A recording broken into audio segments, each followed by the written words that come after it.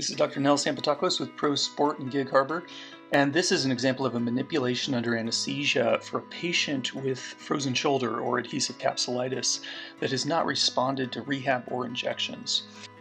So for this patient, we begin by measuring their pre-manipulation range of motion. And so they have 148 degrees of forward elevation, 23 degrees of external rotation, and 34 degrees of internal rotation, so quite stiff.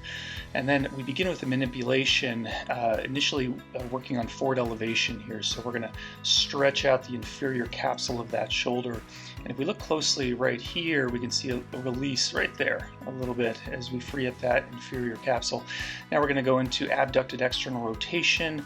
Cross-body adduction is the next part, and then we're going to do abducted internal rotation to free up the capsule there. The last part of this is going into external rotation with the arm at the side, which we slowly work ourselves into there, and that really nicely frees up that capsule.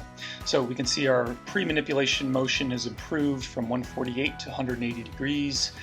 Our abducted external rotation has now improved from 23 degrees to about 92 degrees.